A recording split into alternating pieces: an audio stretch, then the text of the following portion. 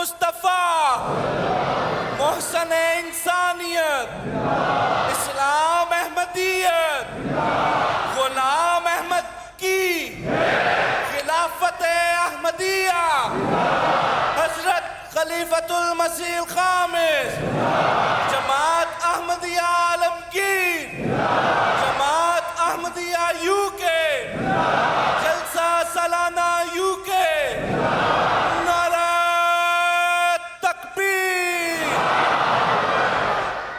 السلام علیکم ورحمۃ اللہ۔ اشہد ان لا الہ الا اللہ وحدہ لا شریک لہ واشہد ان محمدا عبدہ ورسولہ۔ اما بعد فاعوذ باللہ من الشیطان الرجیم۔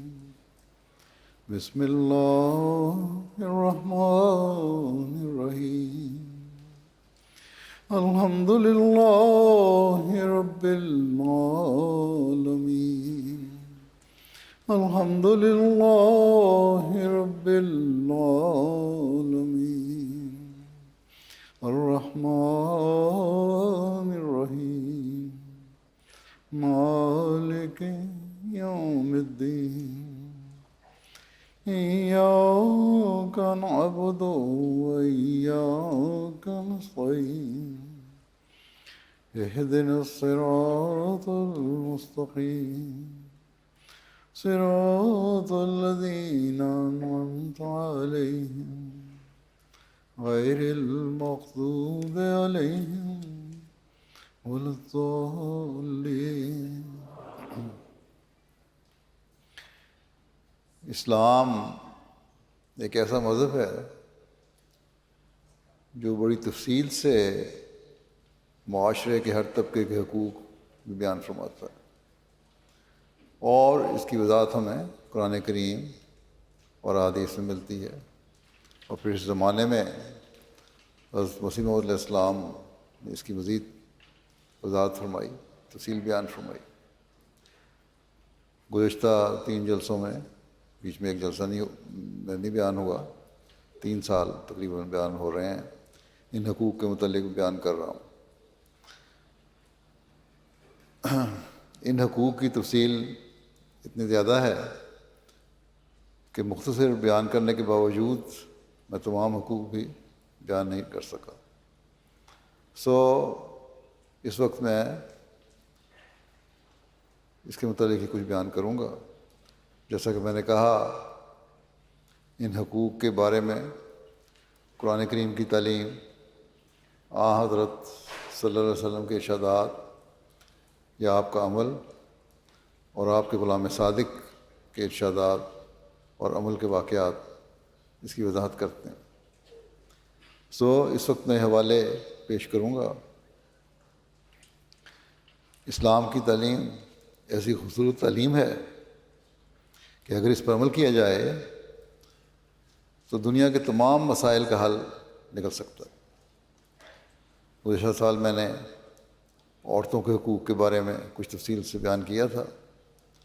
کئی خطوط مجھے آئے اور مختلف مجالس میں بھی مجھے یہ کہا گیا، اور دوسرے احمدیوں کے سامنے بھی اس بات کا اظہار غیروں نے کیا کہ ہمیں نہیں پتہ تھا کہ اسلام اس گہرائی سے عورتوں کے حقوق بھی قائم کرتا ہے۔ ہم تو سمجھتے تھے کہ اسلام عورتوں کے حقوق قائم کرنا تو ایک طرف، ان کے حقوق غصب کرنے والا مذہب ہے۔ بس اسلام کی خصوصی تعلیم جب غیروں کے سامنے پیش کی جاتی ہے تو وہ مجبور ہوتے ہیں کہ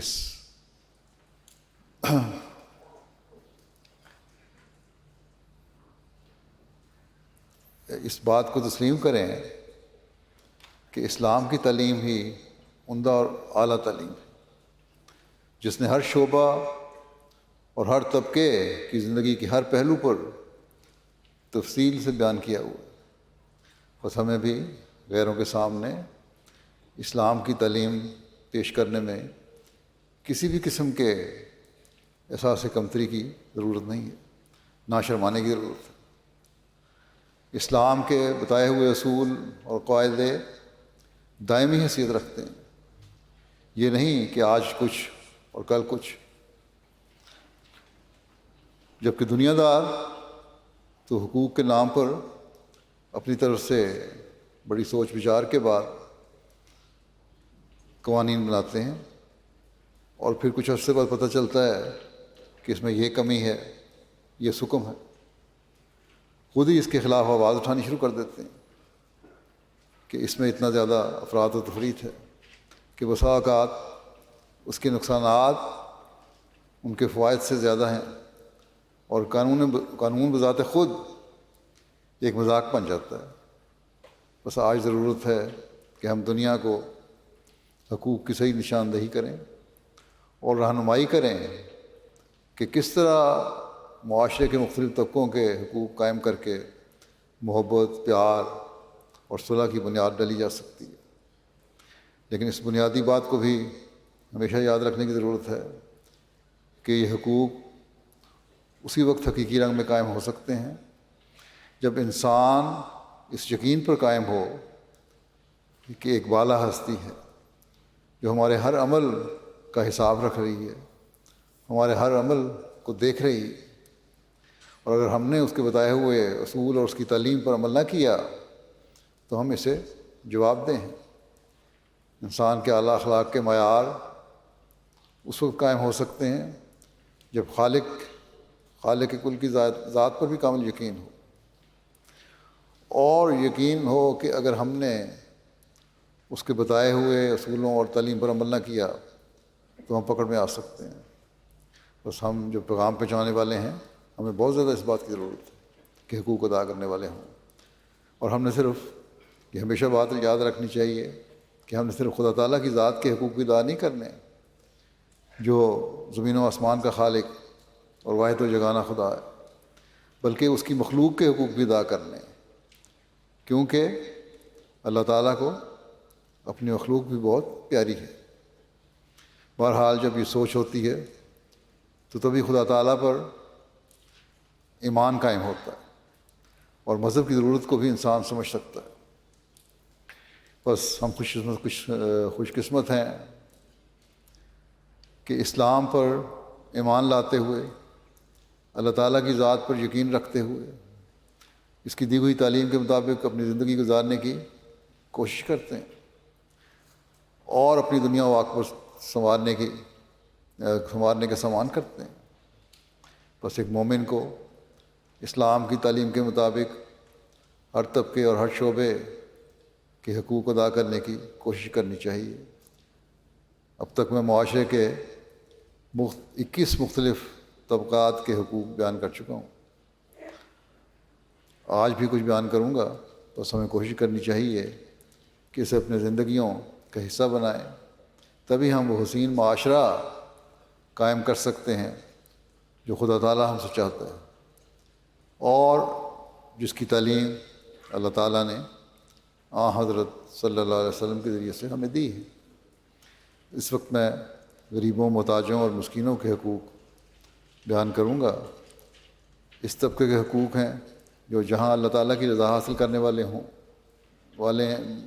ہیں وہاں معاشرے کے امن و سکون کی بھی ضمانت ہے۔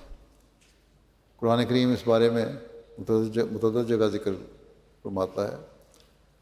ایک دو آیات میں پیش کرتا ہوں۔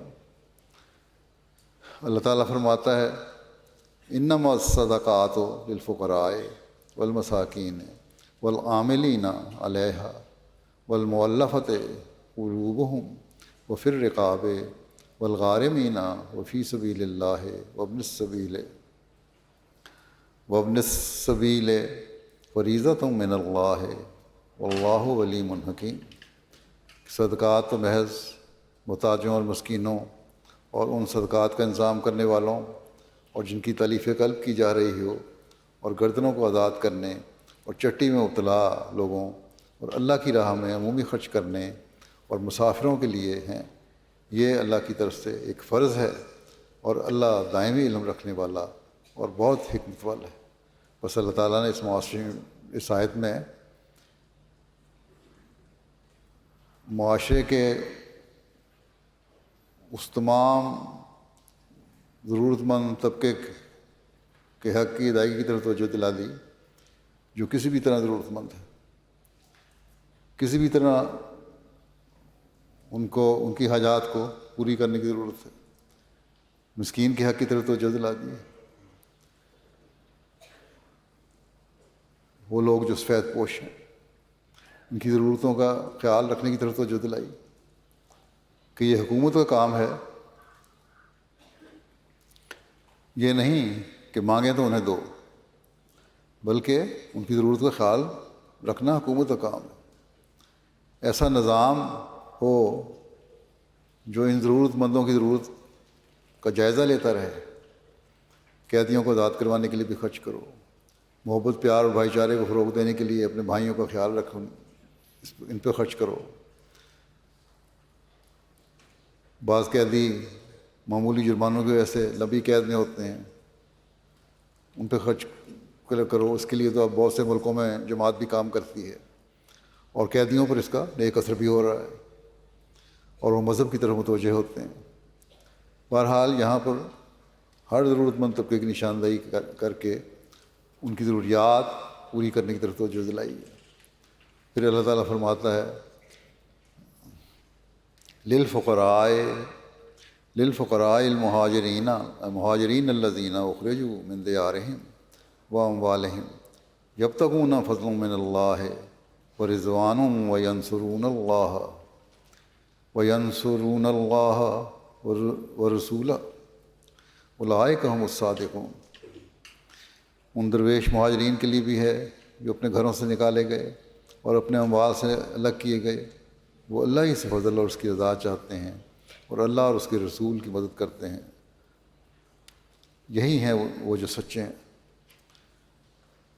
جو مذہبی طور پر یا کسی بھی طرح زیادتی کے نشانہ بننے والے ہیں، بنائے گئے ہیں اور اپنے گھروں سے اور ملکوں سے نکالے گئے ہیں، ان کی مدد کرنے کے لیے بھی توجہ دلائی تاکہ وہ اپنے پاؤں پر کھڑے ہو کر معاشرے کا فعال حصہ بن سکیں۔ بس قرآن کریم کی میں اور بھی بہت ساری تعلیمات ہیں، اب بعض احادیث پیش کرتا ہوں جس سے محتاجوں اور غریبوں کے حقوق قائم کرنے کی طرف توجہ دلائی گئی ہے۔ حضرت سعد بن ابی وقاص کو خیال ہوا کہ ان کو دوسرے صحابہ پر فضیلت ہے، تو نبی صلی اللہ علیہ وسلم نے فرمایا تم میں سے جو کمزور ہیں انہی کے ذریعے تو تمہیں نصرت ملتی ہے اور رزق حاصل ہوتا ہے، یعنی یہ غریب طبقہ تمہارے کام کرتا ہے جس سے عمراء بھی فائدہ اٹھاتے ہیں، بس ان کا خیال رکھو اور ان کی ضروریات پوری کرنے کے لیے ان کو ان کے کام کے مطابق معاوضہ اور اجرت دو تاکہ ان میں کسی بھی قسم کی بے چینی پیدا نہ ہو۔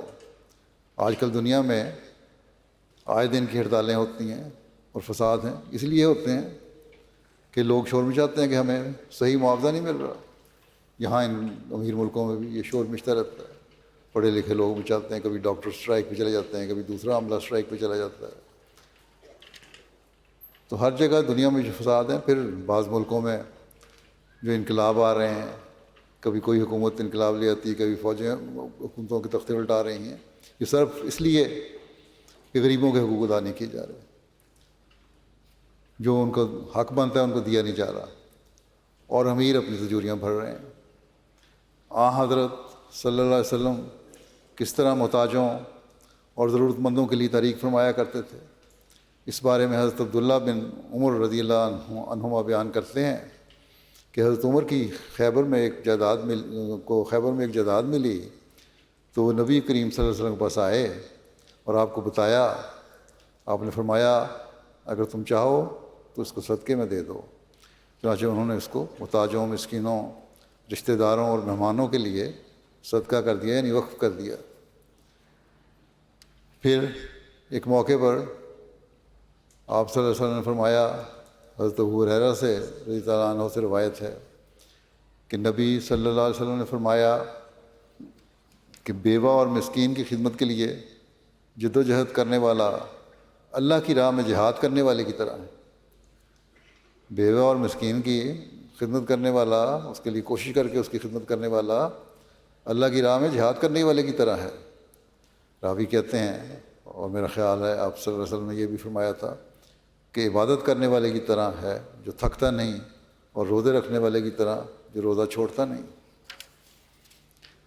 حضرت ابو ہریرہ رضی اللہ عنہ کہتے ہیں کہ رسول اللہ صلی اللہ علیہ وسلم نے فرمایا، مسکین وہ نہیں ہے جو ایک کھجور یا دو کھجور یا ایک دو لقمہ در بدر پھرائے، جسے یہ ایک دو لقمہ کھجور کا در بدر پھرائے، یعنی مانگتا پھرے، بلکہ مسکین وہ ہے، مانگنے والا مسکین نہیں کہلاتا، بلکہ مسکین وہ ہے جو لوگوں سے سوال نہ کرتا ہو اور نہ ہی لوگ اسے سمجھ پاتے ہوں کہ وہ مدد کا مستحق ہے کہ نہیں، یہ اسے دیں یا نہ دیں۔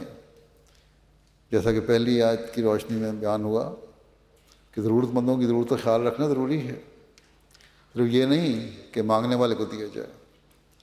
حکومت کو بھی اس طرح توجہ دینے کی ضرورت ہے، اور اس حدیث میں اس کی وضاحت ہے کہ مدد کے مستحق کو تلاش کر کے اس کی مدد کرو، یہ اصل نیکی ہے، اور یہ مسکین کا حق ہے جس کا ادا کرنا ضروری ہے۔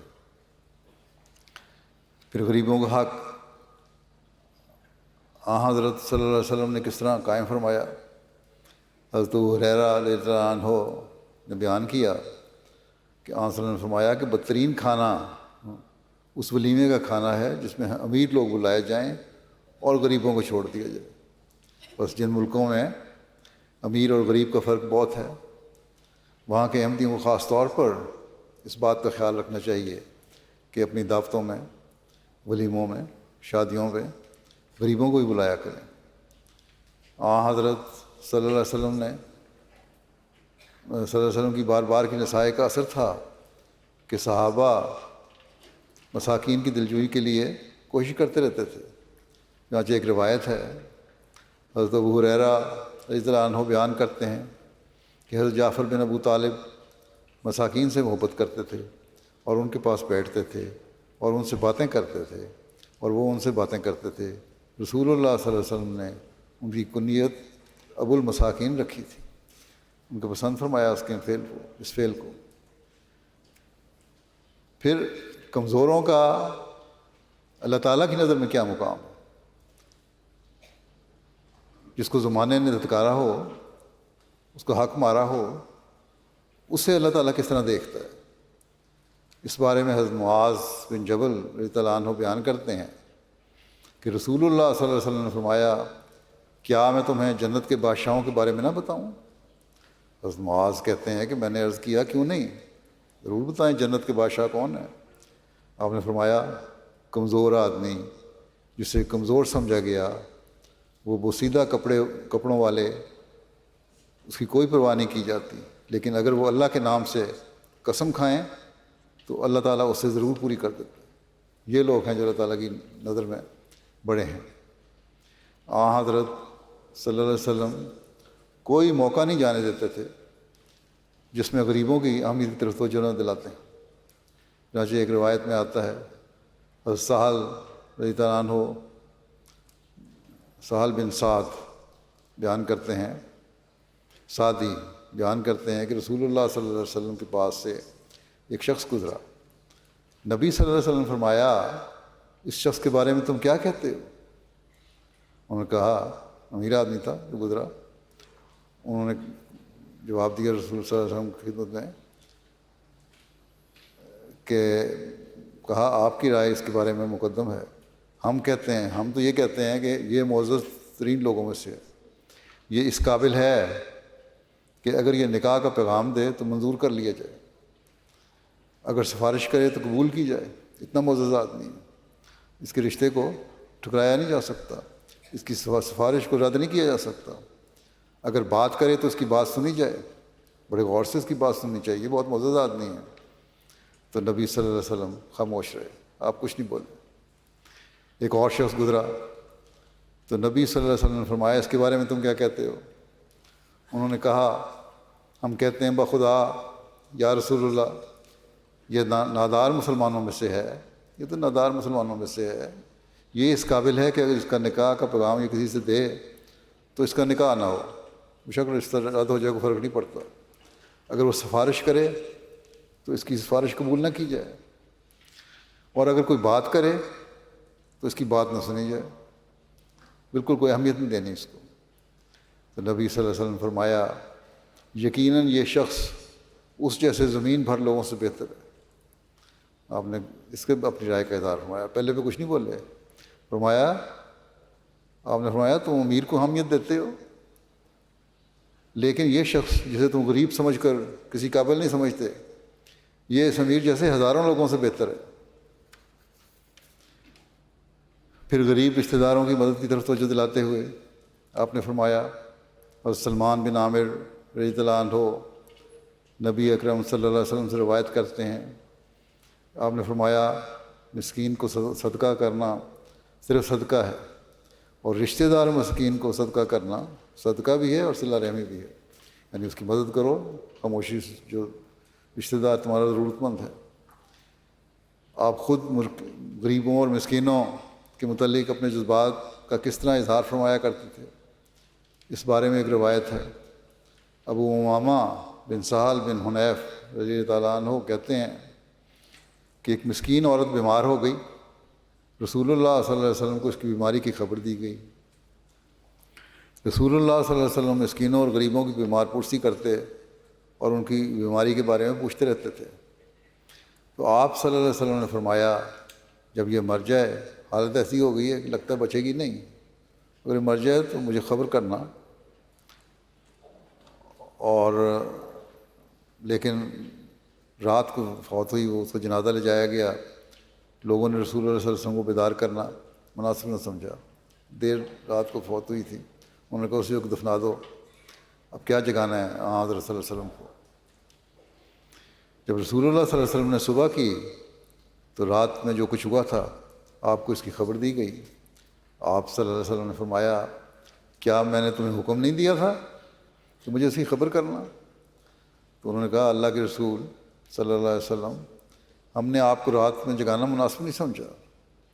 رسول اللہ صلی اللہ علیہ وسلم اپنے صحابہ کے ساتھ نکلے، یہ بات سن کے آپ گئے قبرستان میں، اور یہاں تک اسی قبر پر پہنچے، لوگوں کی صف بندی کی اور 4 تکبیریں کہیں اور جنازہ پڑھایا۔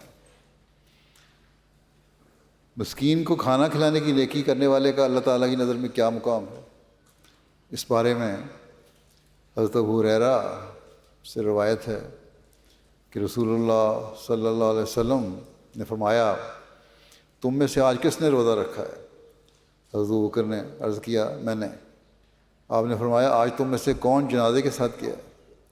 حضرت ابو بکر رضی اللہ عنہ نے عرض کیا میں گیا تھا۔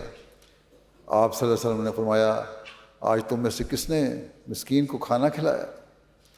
حضرت ابو بکر رضی اللہ عنہ نے عرض کیا میں نے۔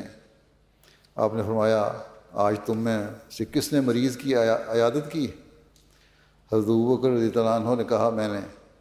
اس پر رسول اللہ صلی اللہ علیہ وسلم نے فرمایا کسی شخص میں یہ باتیں جمع نہیں ہوتی مگر وہ جنت میں داخل ہو جاتا ہے، یعنی جو نیکی کی باتیں ان میں مسکین کو کھانا کھلانا، مریض کی عیادت کرنا، پوچھنا وغیرہ، یہ ساری باتیں شامل ہیں۔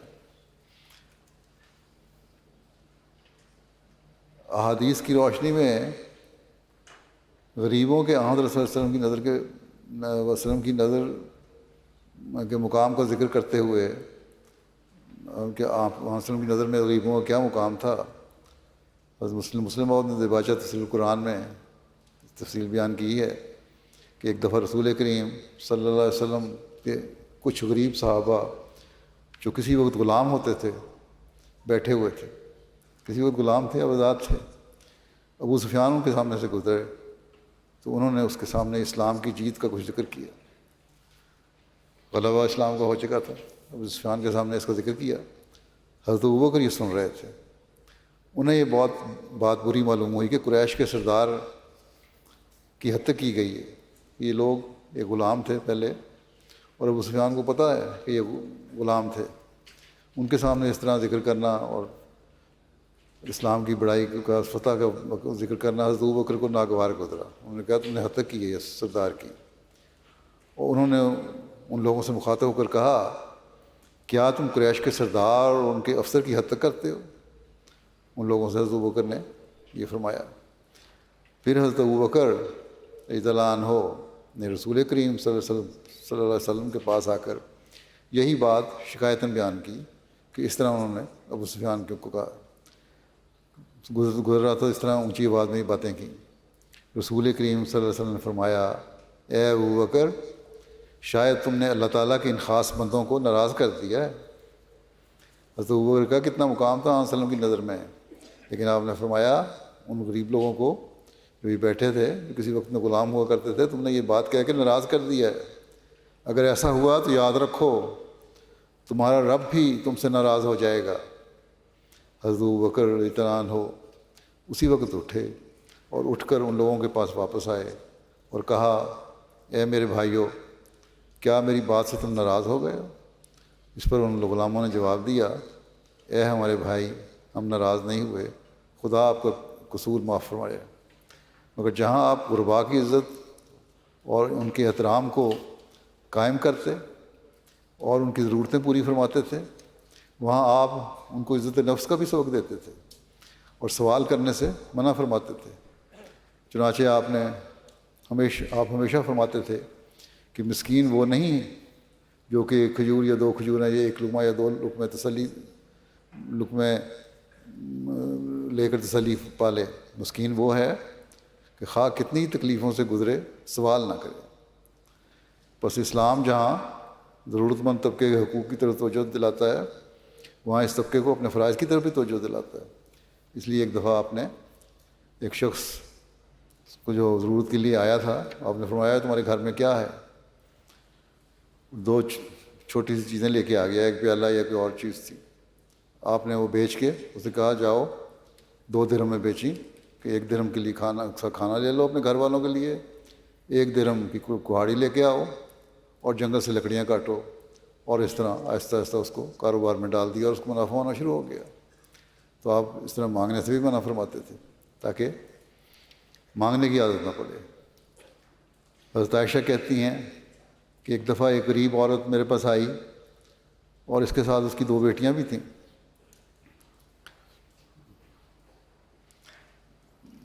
اس وقت ہمارے گھر میں سوائے ایک کھجور کے کچھ نہیں تھا۔ میں نے وہی کھجور اس کو دے دی، اس نے وہ کھجور آدھی آدھی کر کے دونوں لڑکیوں کو کھلا دی اور پھر اٹھ کر چلی گئی۔ جب رسول کریم صلی اللہ علیہ وسلم گھر میں داخل ہوئے تو میں نے آپ کو یہ واقعہ سنایا۔ رسول اللہ صلی اللہ علیہ وسلم نے فرمایا جس غریب کے گھر میں بیٹیاں ہوں اور وہ ان کے ساتھ حسن سلوک کرے، خدا تعالیٰ اسے قیامت کے دن عذاب دوزخ سے بچائے گا۔ پھر فرمایا اللہ تعالیٰ اس عورت کو اس فعل کی وجہ سے جنت کا مستحق بنائے گا۔ بس اس طرح اللہ تعالیٰ غریبوں کی نیکیوں کو بھی سراہتا ہے۔ اسی طرح ایک دفعہ آپ کو معلوم ہوا کہ آپ کے ایک صحابی ساتھ جو مالدار تھے، وہ بعض دوسرے لوگوں پر اپنی فضیلت ظاہر کر رہے تھے۔ رسول کریم صلی اللہ علیہ وسلم نے یہ بات سنی تو فرمایا، یہ حدیث پہلے بھی بیان ہوئی ہے کہ تمہاری یہ قوت اور طاقت اور تمہارا یہ مال تمہیں اپنے زور بازو سے ملنے ہیں، تمہاری اپنی طاقت سے تو نہیں ملے۔ یہ ایسا ہرگز نہیں ہے۔ تمہاری قومی طاقت اور تمہارے مال سب غربا ہی ہیں، غربا کے ذریعے ہی آتے ہیں۔ صحابہ کے عمل محتاجوں اور مسکینوں کی خدمت کرنے کے کیا تھے، کس طرح وہ خدمت کیا کرتے تھے۔ ایک روایت میں آتا ہے حضرت عمر رضی اللہ عنہ مدینہ کے کنارے پر رہنے والی ایک بوڑھی اور نابینا عورت کا رات کے وقت خیال رکھا کرتے تھے۔ آپ اس کے لیے پانی لاتے اور اس کے کام کاج کرتے۔ ایک مرتبہ آپ جب اس کے گھر گئے تو یہ معلوم ہوا کہ کوئی شخص آپ سے پہلے آیا ہے جس نے اس بڑھیا کے کام کر دیے ہیں۔ اگلی دفعہ آپ اس بڑھیا کے گھر جلدی گئے تاکہ دوسرا شخص پہلے نہ آ جائے۔ حضرت عمر چھپ کر بیٹھ گئے تو کیا دیکھتے ہیں کہ یہ حضرت ابوبکر رضی اللہ عنہ ہیں جو اس بڑھیا کے گھر آتے، اور اس وقت آپ خلیفہ تھے۔ اس پر حضرت عمر نے فرمایا اللہ کی قسم یہ آپ ہی ہو سکتے تھے۔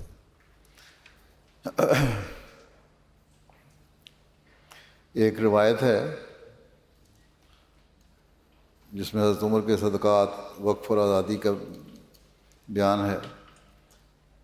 نافع نے حضرت ابن عمر رضی اللہ عنہما سے روایت کی کہ حضرت عمر نے رسول اللہ صلی اللہ علیہ وسلم کے زمانے میں اپنی ایک جائیداد صدقے میں دے دی جسے سمق کہتے تھے، اور وہ کھجور کا باغ تھا۔ حضرت عمر نے کہا، یا رسول اللہ، میں نے ایک مال حاصل کیا ہے، وہ میرے نزدیک بہت عمدہ ہے، میں نے ارادہ کیا ہے کہ اس کو صدقے میں دے دوں۔ نبی صلی اللہ علیہ وسلم نے فرمایا، اصل مال کو اس شرط پر صدقے میں دے دو کہ وہ نہ بیچا جائے اور نہ ہبہ کیا جائے، نہ ورثے میں دیا جائے، بلکہ اس کے پھل کو خرچ کیا جائے۔ یعنی یہ حکومت کے پاس ہی ہمیشہ رہے گا تاکہ لوگوں کے کام آتا رہے۔ چنانچہ حضرت عمر نے اسے صدقے میں دے دیا، اور ان کا صدقہ اللہ کی راہ میں غلاموں کے آزاد کرنے میں اور مسکینوں اور مہمانوں، مسافروں اور رشتہ داروں کے لیے وقف تھا، اور جو اس کا نگران ہو اس کے لیے جائز ہے۔ آپ نے فرمایا کہ جو اس کا نگران ہو وہ اس میں سے مناسب طور پر دستور کے مطابق خود کھائے، یعنی جو نگرانی کر رہا ہے اس باغ کی، اس جائیداد کی، اس کے لیے تنخواہ اس میں مقرر کی جا سکتی ہے، وہ ضرورت کے مطابق اس کی تنخواہ مقرر کر دو، وہ اس میں سے لے، یا اپنے دوست کو کھلائے، جو مہمان اس کے آتے ہیں ان کو بھی کھلا سکتا ہے اس میں سے، مگر یہ نہ ہو کہ اپنے لیے اس میں سے مال جمع کرے، جمع نہیں کرنا۔ حضرت عمر کے زمانے کا ایک واقعہ ہے جس میں قوم کے سردار نے تکبر کی وجہ سے ایک غریب کو تھپڑ مار دیا، لیکن حضرت عمر رضی اللہ عنہ نے فرمایا، میں اس کا حق دلواؤں گا۔ جب آپ کو پتہ لگا، تاریخ سے اس کی تفصیل بیان کرتے ہوئے مسلم موعود نے لکھا ہے کہ حضرت عمر کا ایک مشہور واقعہ ہے، اس کے نتیجے میں گو آپ کو تکلیف بھی اٹھانی پڑی، مگر آپ نے اس تکلیف کی کوئی پرواہ نہیں کی، اور وہ مساوات قائم کی جو اسلام دنیا میں قائم کرنا چاہتا ہے۔ وہ واقعہ یہ ہے کہ جبلہ ابن اہم ایک بہت بڑے عیسائی قبیلے کا سردار تھا۔ جب شام کی طرف مسلمانوں نے حملے شروع کیے تو یہ اپنے قبیلے سمیت مسلمان ہو گیا اور حج کے لیے چل پڑا۔ حج میں ایک جگہ بہت بڑا ہجوم تھا، اتفاقاً کسی مسلمان کا پاؤں اس کے پاؤں پر پڑ گیا۔ بعض روایتوں میں ہے کہ اس کا پاؤں اس کے جبے کے دامن پر پڑ گیا، صرف کپڑے پر پڑا، پاؤں پہ بھی نہیں پڑا، چونکہ وہ اپنے آپ کو بادشاہ سمجھتا تھا، ایک قوم کا سردار تھا، خیال کرتا تھا کہ میری قوم کے 60,000 آدمی میرے تابع فرمان ہیں، بلکہ بعض تاریخوں سے پتہ چلتا ہے کہ 60,000 محض اس کے سپاہیوں کی تعداد تھی، بہت بڑا تھا۔ بہرحال جب ایک ننگ دھڑنگ مسلمان کا پیر اس کے پیر پر آ پڑا تو اس نے غصے میں آ کر زور سے اسے تھپڑ مار دیا اور کہا، تو میری حد تک کرتا ہے، تو جانتا نہیں کہ میں کون ہوں؟ تجھے ادب سے پیچھے ہٹنا چاہیے تھا، تو نے گستاخانہ طور پر میرے پاؤں پر اپنا پاؤں رکھ دیا۔ وہ مسلمان تو تھپڑ کھا کے خاموش ہو رہا، مگر ایک اور مسلمان بول پڑا کہ تجھے پتہ ہے کہ جس مذہب میں تو داخل ہوا ہے وہ اسلام ہے، اور اسلام میں چھوٹے بڑے کا کوئی امتیاز نہیں، بالخصوص اس گھر میں جہاں خانہ کعبہ میں امیر اور غریب میں کوئی فرق نہیں سمجھا جاتا۔ اس نے کہا، میں اس کی پرواہ نہیں کرتا۔ اس مسلمان نے کہا کہ عمر کے پاس تمہاری شکایت ہو گئی تو وہ اس مسلمان کا بدلہ تم سے لے لیں گے، تم پرواہ کرو یا نہ کرو۔ جبلہ ابن اہم نے جب سنا تو آگ بگولا ہو کر کہنے لگا کہ کیا کوئی شخص ہے جو جبلہ ابن اہم کے منہ پر تھپڑ مارے؟ اس نے کہا، کسی اور کا تو مجھے پتہ نہیں، مگر عمر تو ایسے ہی ہیں، وہ تو یہ سن کر مجھے سزا دیں گے۔ بہرحال یہ سن کر اس نے جلدی سے طواف کیا، سیدھا حضرت عمر کی مجلس میں پہنچا شخص اور پوچھا کہ اگر کوئی بڑا آدمی کسی چھوٹے آدمی کو تھپڑ مار دے تو کیا کیا کرتے ہیں؟ اسلام کیا کہتا ہے اس بارے میں؟ حضرت عمر نے فرمایا، یہی کرتے ہیں کہ اس کے منہ پر اس چھوٹے شخص سے تھپڑ مرواتے ہیں۔ وہ کہنے لگا کہ آپ میرا مطلب نہیں سمجھے، میرا مطلب یہ ہے کہ اگر کوئی بڑا آدمی تھپڑ مار دے تو پھر آپ کیا کیا کرتے ہیں؟ آپ نے فرمایا، اسلام میں چھوٹے بڑے کا کوئی امتیاز نہیں۔ پھر آپ نے کہا، جبلہ کہیں تم ہی تو غلطی نہیں کر بیٹھے؟ اس پر اس نے جھوٹ بول دیا اور کہا کہ میں نے تو کسی کو تھپڑ نہیں مارا، میں نے تو صرف ایک بات پوچھی ہے، مگر وہ اسی وقت مجلس سے اٹھا اور اپنے ساتھیوں کو لے کر اپنے ملک کی طرف بھاگ گیا اور اپنی قوم سمیت مرتد ہو گیا اور مسلمانوں کے خلاف رومی جنگ میں شامل ہوا، لیکن حضرت عمر نے اس کی پرواہ نہیں کی۔ یہ ہے وہ مساوات جس کی مثال کسی اور قوم میں نہیں ملتی، اور یہ ویسی مساوات ہے جیسے مسجد مساوات قائم کیا کرتی ہے۔ جس طرح وہاں امیر اور غریب میں کوئی فرق نہیں ہوتا، اسی طرح اسلام میں چھوٹے بڑے میں کوئی فرق نہیں ہوتا۔ پھر حضرت عمر کے زمانے کا ہی ایک واقعہ تاریخ میں آتا ہے۔ حضرت عمر کا گزر ایک ایسے دروازے کے سامنے سے ہوا جہاں ایک بوڑھا سوالی جس کی نظر زائل ہو چکی تھی بھیک مانگ رہا تھا۔ آپ نے پیچھے سے اس کے کندھے پر ہاتھ رکھا اور فرمایا کہ تم کون سے اہل کتاب ہو؟ تو اس نے عرض کیا یہودی ہوں۔ آپ رضی اللہ عنہ نے فرمایا کس چیز نے تمہیں ایسا کرنے پر مجبور کر دیا، یعنی بھیک مانگ رہے ہو تم؟ اس نے عرض کیا میں جزیہ حاجت مندی اور بڑھاپے کی وجہ سے بھیک مانگ رہا ہوں، جزیہ دینا پڑتا ہے، ضرورت ہے مجھے، اور بڑھاپا آ گیا، کام بھی کوئی نہیں کر سکتا، اس لیے اور کوئی میرا ذریعہ نہیں سوائے اس کے کہ میں بھیک مانگوں۔ حضرت عمر نے اس کا ہاتھ پکڑا اور اس اپنے گھر لے گئے اور گھر سے کچھ چیزیں بطور عطیہ اسے عطا کیں۔ پھر آپ نے بیت المال کے خزانچی کو بلوایا اور اس سے کہا کہ اس کا اور اس جیسے دوسرے افراد کا خیال رکھو، کیونکہ یہ بات غیر منصفانہ ہے کہ جوانی میں ہم ان سے جزیہ لے کر کھائیں، پھر بڑھاپے میں ان کو بے سہارا چھوڑ دیں۔ جوان تھے، کام کرتے تھے، ان سے جزیہ لیا جاتا تھا، بالکل جائز تھا، لیکن اب یہ بوڑھا ہو گیا، کسی کام کے قابل نہیں، لاغر ہے، مطلب بیمار بھی رہتا ہو شاید، اب اس کا حق ہے کہ اس کو دیا جائے۔ انما الصدقات للفقراء والمساکین، میں فقراء سے مراد مسلمان ہیں اور مساکین سے مراد، آپ نے فرمایا مساکین سے مراد یہ اہل کتاب ہیں۔ آپ نے اس سے اور اس جیسے دوسرے افراد کا جزیہ بھی معاف فرما دیا۔ پھر اسلام کے اقتصادی نظام میں کیا ہے؟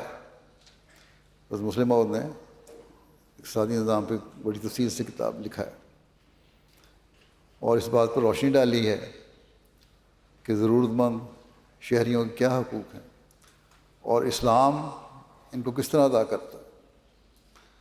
لکھتے ہیں کہ اسلامی حکومت جب اموال کی مالک ہوئی، جب پھیل گئی، اموال آنے شروع ہوئے، مال آنا شروع ہوا، اس نے ہر ایک شخص کو، ہر شخص کی روٹی کپڑے کا انتظام کیا۔ حکومت کے پاس پیسہ آ گیا، ہر شخص کی روٹی کپڑے کا انتظام ہوا۔ چنانچہ حضرت عمر رضی اللہ عنہ کے زمانے میں جب نظام مکمل ہوا تو اس وقت اسلامی تعلیم کے ماتحت ہر فرد بشر کے لیے روٹی اور کپڑا مہیا کرنا حکومت کا ذمہ تھا، اور وہ اپنے اس فرض کو پوری ذمہ داری کے ساتھ ادا کیا کرتی تھی۔ حضرت عمر رضی اللہ عنہ نے اس غرض کے لیے مردم شماری کا طریق جاری کیا اور رجسٹرات کھولے جن میں تمام لوگوں کے ناموں کا اندراج ہوا کرتا تھا۔ یورپین مصنفین بھی تسلیم کرتے ہیں کہ پہلی مردم شماری حضرت عمر رضی اللہ عنہ کی، اور انہوں نے ہی رجسٹرات کا طریق بھی جاری کیا۔ اور آج ہم کیا مثال دیتے ہیں، ہمیں ان کو مثال دینی چاہیے، یہ کام تو اسلام نے شروع کیا سب سے پہلے۔ اس مردم شماری کی وجہ یہی تھی کہ ہر شخص کو روٹی کپڑا دیا جاتا تھا، اور حکومت کے لیے ضروری تھا کہ اس بات کا علم رکھے کہ کتنے لوگ اس ملک میں پائے جاتے ہیں۔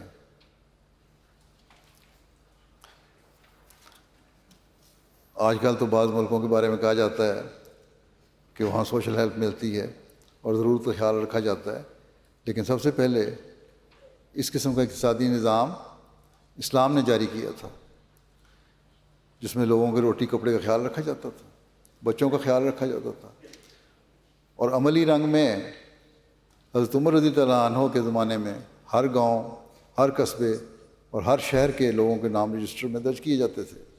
ہر شخص کی بیوی، اس کے بچوں کے نام اور ان کی تعداد درج کی جاتی تھی، اور پھر ہر شخص کے لیے غذا کی بھی ایک حد مقرر کر دی گئی تھی تاکہ تھوڑا کھانے والے بھی گزارا کر سکیں اور زیادہ کھانے والے بھی اپنی خواہش کے مطابق کھا سکیں۔ تاریخوں میں ذکر آتا ہے کہ حضرت عمر رضی اللہ عنہ نے ابتدا میں جو فیصلے فرمائے ان میں دودھ پیتے بچوں کا خیال نہیں رکھا گیا، اور ان کو اس وقت غلہ وغیرہ کی صورت میں مدد ملنی شروع ہوتی تھی جب مائیں اپنے بچوں کا دودھ چھڑا دیتی تھیں۔ ایک رات حضرت عمر رضی اللہ عنہ لوگوں کے حالات معلوم کرنے کے لیے گشت لگا رہے تھے کہ ایک خیمے میں سے کسی بچے کے رونے کی آواز آئی۔ حضرت عمر رضی اللہ عنہ وہاں ٹھہر گئے، مگر بچہ تھا کہ روتا چلا جاتا تھا، اور ماں اس تھپکیاں دے رہی تھی تاکہ وہ سو جائے۔ جب بہت دیر ہو گئی تو حضرت عمر رضی اللہ عنہ اس خیمے کے اندر گئے اور عورت سے کہا کہ تم بچے کو دودھ کیوں نہیں پلاتی، یہ کتنی دیر سے رو رہا ہے؟ اس عورت نے کہا آپ کو پہچانا نہیں؟ اس نے سمجھا کہ کوئی عام آدمی ہے، چنانچہ اس نے جواب میں کہا کہ تمہیں معلوم نہیں کہ عمر نے فیصلہ کر دیا کہ دودھ پینے والے بچے کو گزارا نہ ملے؟ ہم غریب ہیں، ہمارا گزارا تنگی سے ہوتا ہے، میں نے اس بچے کا دودھ چھڑا دیا ہے تاکہ بیت المال سے اس کا غلہ بھی مل سکے۔ اب اگر یہ روتا ہے تو روئے، پھر میں کیا کروں؟ عمر کی جان کو روئے جس نے ایسا قانون بنایا۔ حضرت عمر رضی اللہ عنہ اسی وقت واپس آئے اور راستے میں نہایت کم سے کہتے جاتے تھے کہ عمر عمر، معلوم نہیں تو نے اس قانون سے کتنے ارب بچوں کا دودھ چھڑوا کر آئندہ نسل کو کمزور کر دیا ہے، ان سب کا گناہ اب تیرے ذمہ ہے۔ یہ کہتے ہوئے آپ سٹور میں آئے، سرکاری سٹور میں، دروازہ کھولا، ایک بوری آٹے کی اپنی پیٹھ پر اٹھا لی۔ کسی شخص نے کہا کہ لائیے میں اس بوری کو اٹھا لیتا ہوں۔ حضرت عمر رضی اللہ عنہ نے کہا نہیں، غلطی میری ہے، اب ضروری ہے کہ اس کا خمیازہ بھی میں ہی بھگتوں۔ چنانچہ وہ بوری آٹے کی انہوں نے اس عورت کے پہنچائی اور دوسرے ہی دن حکم دیا کہ جس دن بچہ پیدا ہو اسی دن سے اس کے لیے غلہ مقرر کیا جائے تاکہ اس کی ماں جو اس کو دودھ پلاتی ہے وہ زیادہ غذا کی محتاج ہے، وہ اچھی طرح غذا کھا سکے اور اچھا دودھ پلا سکے۔ بہرحال اسلام ہی ہے جس نے ملکی حقوق بھی قائم کیے ہیں۔ اسلام کے نزدیک ہر فرد کی خوراک، رہائش اور لباس کی ذمہ دار حکومت ہے، اور اسلام نے ہی سب سے پہلے اس اصول کو جاری کیا ہے۔ اب دوسری حکومتیں بھی اس کی نقل کر رہی ہیں مگر پورے طور پر نہیں، لیکن بدقسمتی سے آج مسلمان ملک ہی ہیں جو اس حق کو ادا نہیں کر رہے سوائے 2-4 ملکوں کے۔ اگر یہ ادا کرنے لگ جائیں تو مسلمان ملکوں کی کایا پلٹ جائے، لوگوں میں محنت کرنے کی بھی عادت پیدا ہو جائے، اور جو فرسٹریشن ہے لوگوں میں، بے چینیاں ہیں، ہڑتالیں ہیں، شکوے ہیں، حکومتوں کے خلاف نعرے بازیاں ہیں، وہ بھی ختم ہو جائیں۔ بہرحال اب تو حکومتیں کر رہی ہیں نقل، بیمے کیے جاتے ہیں، فیملی پینشن وغیرہ کے لیے بیمے کر لو، جوانی اور بڑھاپے دونوں میں خوراک اور لباس کی ذمہ دار حکومت ہوتی ہے۔ یہ اصول اسلام سے پہلے کسی مذہب نے پیش نہیں کیا۔ آج کل یہ سوشل جو مل رہی ہے، دنیاوی حکومتوں کی مردم شماریاں اس لیے ہوتی ہیں تاکہ ٹیکس لیے جائیں، یا فوجی بھرتی کے متعلق یہ معلوم کیا جائے کہ ضرورت کے وقت کتنے نوجوان مل سکتے ہیں۔ مردم شماری کا یہ بھی ایک پتہ لگتا ہے کہ کتنی آبادی ہو گئی، ساتھ یہ کہ کتنے لوگ کس قسم کے کام کر رہے ہیں، اتنا ٹیکس بھی آ رہا ہے کہ نہیں، کتنی آمد ہو رہی ہے۔ پھر یہ ہے کہ فوجی ضرورت کے لیے یا حکومت کی ضرورت کے لیے کتنے لوگوں کو لیا سکتا ہے۔ مگر حضرت عمر نے کیا کیا تھا اسلامی حکومت میں؟ سب سے پہلی مردم شماری جو حضرت عمر رضی اللہ عنہ کے زمانے میں کروائی گئی تھی، وہ اس لیے کروائی گئی تھی تاکہ تمام لوگوں کو کھانا اور کپڑا مہیا کیا جائے۔ یہ نہیں کہ ان سے کچھ لینا ہے، اس لیے تھا کہ ان کو کچھ دینا ہے، اس لیے نہیں کہ ٹیکس لگایا جائے یا یہ معلوم کیا جائے کہ ضرورت کے وقت فوج کے لیے کتنے نوجوان مل سکیں، بلکہ وہ مردم شماری محض اس لیے تھی کہ ہر فرد کو کھانا اور کپڑا مہیا کیا جائے۔ جو مردم شماری اسلامی حکومت کے زمانے میں سب سے پہلے ہوئی وہ حضرت عمر رضی اللہ عنہ کے زمانے میں ہوئی، اور اس مقصد کے لیے، اور اس لیے تاکہ ہر فرد کو کھانا اور کپڑا مہیا کیا جائے۔ حضرت صلی اللہ علیہ وسلم کے زمانے میں بھی مردم شماری ہوئی تھی، لیکن وہ اس لیے تاکہ پتہ لگے مسلمانوں کی تعداد کتنی ہے اور اس کا صحیح اندازہ لگایا جا سکتا ہے۔ لیکن اس حوالے سے کہ کھانا اور کپڑا مہیا کیا جائے، حضرت عمر رضی اللہ عنہ کے زمانے میں مردم شماری ہوئی۔ یہ کتنی بڑی اہم چیز ہے جس سے تمام دنیا میں امن قائم ہو جاتا ہے۔ صرف یہ کہہ دینا کہ درخواست دے دو، اس پر غور کیا جائے گا، اسے ہر انسان کی غیرت برداشت نہیں کر سکتی۔ اس لیے اسلام نے یہ اصول مقرر کیا ہے کہ کھانا اور کپڑا حکومت کا ذمہ ہے اور یہ ہر امیر اور غریب کو دیا جائے گا۔ بلکہ حضرت مسلم موت لکھتے ہیں خواہ وہ کروڑ پتی ہی کیوں نہ ہو اسے بھی دیا جائے گا، خواہ وہ آگے کسی اور ہی کو دن دے دے، تاکہ کسی کو یہ محسوس نہ ہو کہ اسے ادنا خیال کیا جاتا ہے۔ یہاں بھی غریبوں کے جذبات کا احساس کیا گیا ہے، خیال رکھا گیا ہے۔ امیروں کو تو اصولاً دینے کی ضرورت نہیں ہے، کیونکہ ان سے تو ان کی آمد پر ٹیکس وصول کیا جاتا ہے۔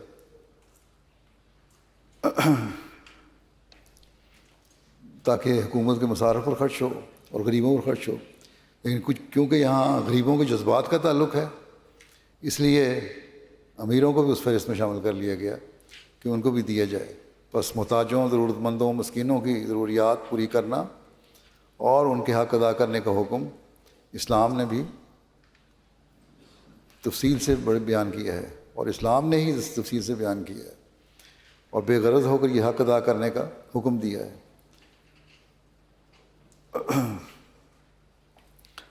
اور جس سوچ کو دماغ میں پیدا کر کے اس فرض کو ادا کرنے کا حکم دیا گیا ہے، یہی سوچ ہے جو دنیا کے امن اور سلامتی کی بھی ضمانت ہے۔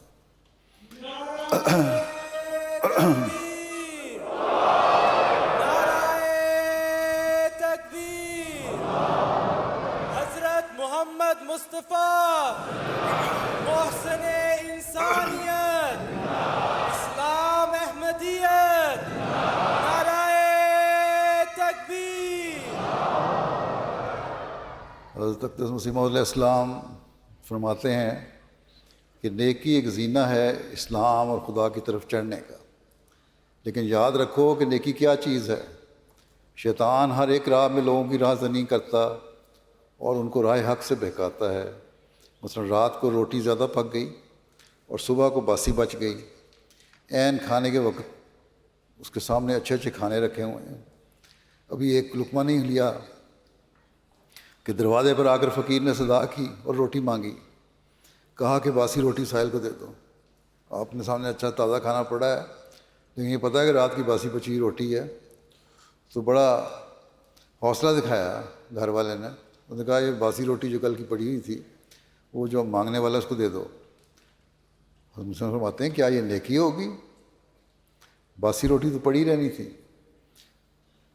تو نام پسند اسے کیوں کھانے لگے؟ جس کو اچھی اچھی نعمتیں مل رہے ہیں، کھانے کو مل رہا ہے، اس کو کیا ضرورت ہے باسی روٹی کھانے کی؟ اللہ تعالیٰ فرماتا ہے وَيُطْعِمُونَ الطَّعَامَ عَلَىٰ حُبِّهِ مِسْكِینًا وَیَتِیمًا وَأَسِیرًا۔ یہ بھی معلوم رہے کہ طعام کہتے ہی پسندیدہ طعام کو ہیں۔ طعام عربی میں اسی کو کہتے ہیں جو کھانا اچھا، عمدہ، اعلیٰ ہو، پسندیدہ ہو۔ سڑا ہوا باسی طعام نہیں کہلاتا۔ سڑا ہوا کھانا جو ہے باسی ہو گیا، اس کو طعام نہیں کہتے۔ الغرض اس رکابی میں سے جس میں ابھی تازہ کھانا اور لذیذ اور پسندیدہ رکھا ہوا ہے، کھانا شروع نہیں کیا، فقیر پر صدا پر نکال دے، اگر اپنا تازہ کھانا دے دیا تو یہ نیکی ہے، باسی کھانا دینا نیکی نہیں ہے۔ حضرت مسیح علیہ السلام خود غریبوں اور ضرورت مندوں کے ساتھ کس طرح سلوک فرمایا کرتے تھے، اس بارے میں حضرت مولوی عبدالکریم صاحب رضی اللہ عنہ لکھتے ہیں کہ بعض اوقات دوا درمل پوچھنے والی، دوائیاں وغیرہ پوچھنے والی گنوار عورتیں زور سے دستک دیتیں اور اپنی سادہ اور گنواری زبان میں کہتی تھیں پنجابی میں کہ مرزا جی ذرا بوہا کھولو، مرزا صاحب دروازہ کھول لیں۔ حضرت صاحب اس طرح اٹھتے جیسے مطاع ذی شان کا حکم آیا ہے، اس طرح فوراً اٹھ کے دروازہ اس طرح کھولتے تھے جیسے کسی حکمران نے کہا ہے کہ مطاع کھولو، دروازہ کھولو، اور کشادہ پیشانی سے باتیں کرتے اور دعا بتاتے ہیں، اس کی بات سنتے اور اس کو دوائی بتاتے۔ مولوی صاحب لکھتے ہیں کہ ہمارے ملک میں وقت کی قدر پڑی ہوئی جماعت کو بھی نہیں ہے، تو پھر گنوار تو اور بھی وقت ضائع کرنے والے ہوتے ہیں۔ بڑے لوگ وقت کا احساس نہیں کرتے تو گنواروں نے کیا کرنا ہے۔ ایک عورت بے معنی بات چیت کرنے لگی، اپنے گھر کا رونا اور ساس نند کا گلہ شروع کر دیا، اور گھنٹہ بھر اسی میں ضائع کر دیا، لیکن آپ وقار اور تحمل سے بیٹھے سن رہے ہیں، زبان سے یا اشارے سے بھی اس کو نہیں کہتے کہ بس اب جاؤ، اب پوچھ لیا اب کیا کام ہے، ہمارا وقت ضائع نہ کرو، لیکن وہ خود ہی گھبرا کر اٹھ کھڑی ہوتی ہے جب دیر ہو گئی اور مکان کو اپنی ہوا سے پاک کرتی ہے۔ کہتے ہیں ایک دفعہ بہت سی گنواری عورتیں بچوں کو لے کر دکھانے آئیں علاج کی غرض سے۔ کہتے ہیں میں اندر اور اس دوران میں اندر سے بھی چند خدمت گار عورتیں شربت شیرہ کے لیے برتن ہاتھوں میں لیے آ گئیں، اندر بھی کہیں آئی ہوں گی، گھر میں بھی انہوں نے بھی بھیجا کہ جا کے ہمارے لیے دوائیاں لے آؤ، وہ بھی اٹھا کے لے آئیں اپنی شیشیاں۔ آپ کو دینی ضرورت کے لیے ایک بڑا اہم مضمون لکھنا تھا اس وقت، اور جلد لکھنا تھا۔ مولوی صاحب کہتے ہیں میں بھی اتفاقاً جہاں نکلا تو کیا دیکھتا ہوں کہ حضرت کمر بستہ اور مستعد کھڑے ہیں، جیسے کوئی یورپین اپنی دنیاوی ڈیوٹی پر چست اور ہوشیار کھڑا ہوتا ہے، اور 5-6 صندوق کھول رکھے ہیں، اور چھوٹی چھوٹی شیشیوں اور بوتلوں میں سے کسی کو کچھ اور کسی کو کوئی عرق دے رہے ہیں، اور کوئی 3 گھنٹے تک یہی بازار لگا رہا اور ہسپتال جاری رہا۔ فراغت کے بعد میں نے عرض کیا کہ حضرت یہ تو بڑی زحمت کا کام ہے، اور اس طرح بہت سا قیمتی وقت ضائع ہو جاتا ہے۔ اللہ اللہ، کس شان اور طمانیت سے مجھے جواب دیا حضرت مسلم نے کہ یہ بھی تو ویسا ہی دینی کام ہے، یہ مسکین لوگ ہیں، یہاں کوئی ہسپتال نہیں، میں ان لوگوں کی خاطر ہر طرح کی انگریزی اور یونانی دوائیں منگوا کر رکھتا ہوں جو وقت پر کام آ جاتی ہیں۔ اور فرمایا یہ بڑے ثواب کا کام ہے، مومن کو ان کاموں میں سست اور بے پرواہ نہیں ہونا چاہیے۔ آپ کی سیرت میں لکھا ہے کہ ایک دفعہ شام کا وقت تھا، بعد نماز مغرب مختلف بلاد سے، مختلف شہروں سے لوگ زیارت اور بیعت سے شرف یاب ہونے کے لیے آئے ہوئے تھے۔ مثل پروانہ حضرت پر گر رہے تھے، ایک دوسرے پر گر رہے تھے کہ قریب قریب ہوں حضرت مسیح علیہ السلام کے۔ اکثر حصہ ان میں سے دیہات والوں کا تھا۔ جگہ کی تنگی تھی اور مردمان کی کثرت دیکھ کر بعض نے کہا کہ لوگ پیچھے ہٹ جاؤ۔ جگہ تھوڑی تھی لیکن بے شمار لوگ تھے، تو کسی نے اعلان کیا کہ مرد پیچھے ہٹ جائیں، حضرت جی کو تکلیف ہوتی ہے یا حضرت مسیح علیہ السلام کو تکلیف ہوتی ہے، ذرا پیچھے ہٹ جاؤ۔ اس پر حضور علیہ السلام نے فرمایا کہ کسی کو نہ کہا جائے کہ تم پیچھے ہٹو، جو آتا ہے اخلاص اور محبت لے کر آتا ہے۔ سینکڑوں کو اس کے سفر کر کے یہ لوگ آتے ہیں صرف اس لیے کہ کوئی دم صحبت حاصل ہو اور کچھ وقت صحبت حاصل ہو، ان کو ملاقات میسر ہو، اور انہی کی خاطر خدا تعالیٰ نے سفارش کی ہے اور فرمایا کہ اللہ تعالیٰ نے مجھے انہی لوگوں کی وجہ سے تو کہا تھا الہاماً کہ ولا تصائر لخلق اللہ ولا تسم من الناس، کہ یہ صرف غریبوں کے حق میں ہے۔ ہم نے فرمایا کہ یہ غریبوں کے حق میں ہے کہ جن کے کپڑے میلے ہوتے ہیں، کہ تھکنا نہیں ان سے، اور کپڑے میں آتے ہوتے ہیں، ان کو چندہ علم بھی نہیں ہوتا، خدا کا فضل ہی ان کی دستگیری کرتا ہے، کیونکہ امیر لوگ تو عام مجلسوں میں خود ہی پوچھے جاتے ہیں اور ہر ایک ان سے بااخلاق پیش آتا ہے۔ اس لیے خدا تعالیٰ نے غریبوں کی سفارش کی ہے جو بیچارے گمنام زندگی بسر کرتے ہیں۔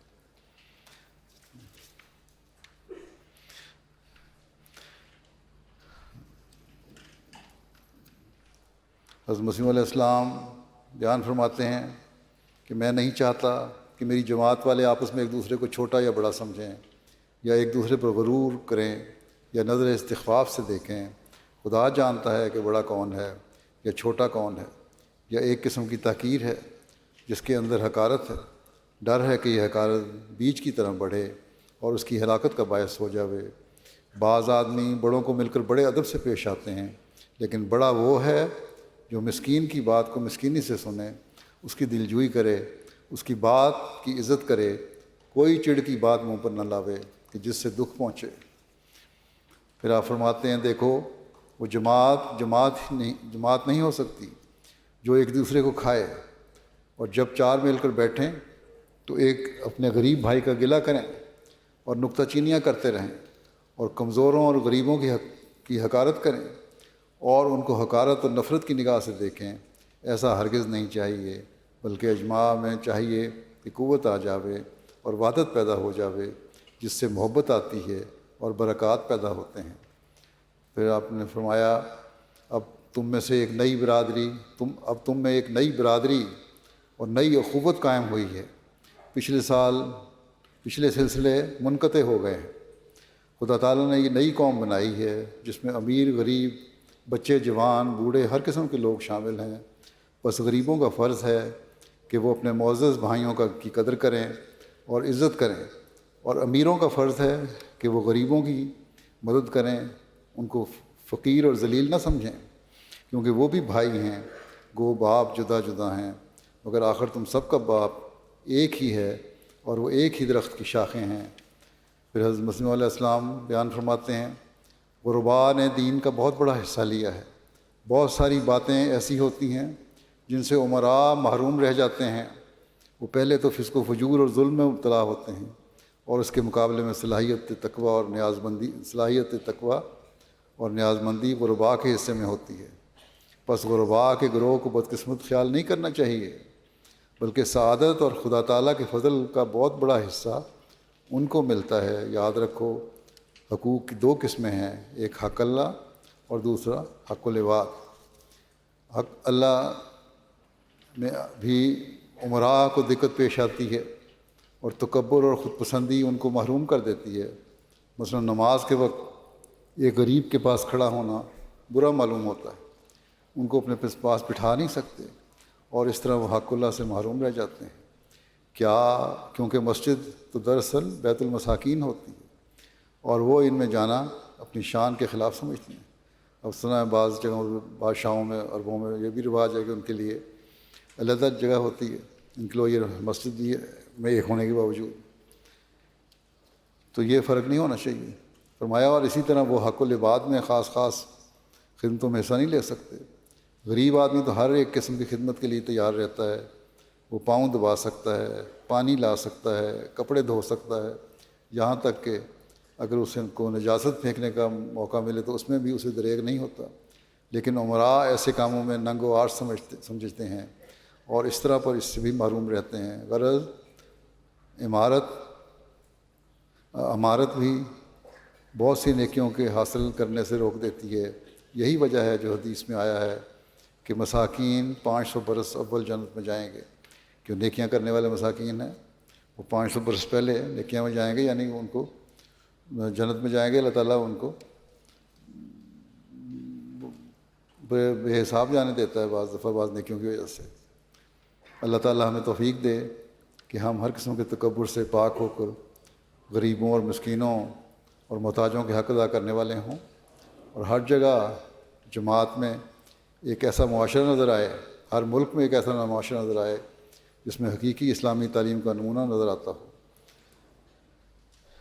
دعاؤں میں محتاجوں اور غریبوں کو یاد رکھیں، اسیران کو یاد رکھیں، شہداء کے خاندانوں کو یاد رکھیں۔ ہم دعا کریں گے، اس میں اپنے لیے دعا کریں اللہ تعالیٰ ہمیں ایمان اور ایقان میں بڑھاتا چلا جائے، اور جن جگہوں پر جن ملکوں میں احمدیوں پر ظلم ہو رہے ہیں، ظلموں کا نشانہ بنائے جا رہے ہیں، ان کو ظلموں سے اللہ تعالیٰ نجات دے۔ جن کے حقوق سلب کیے جا رہے ہیں اللہ تعالیٰ ایسے سامان پیدا فرمائے جو اپنے حق حاصل کرنے والے ہوں۔ عامت المسلمین کے لیے بھی دعا کریں، دنیا کی تباہی سے بچنے کے لیے دعا کریں۔ اللہ تعالیٰ سب دنیا اپنا رحم اور فضل فرمائے اور یہ خدا واحد کو پہچاننے والے بن جائیں۔ اب دعا کر لیتے ہیں، دعا کر لیں۔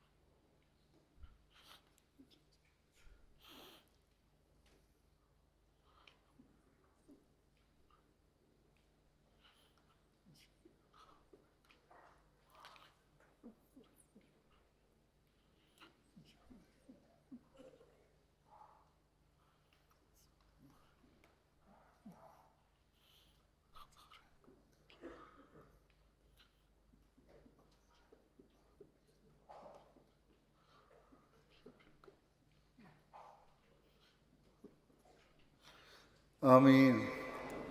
اللہ تعالیٰ آپ سب کو خیریت سے اپنے اپنے گھروں میں لے کر جائے.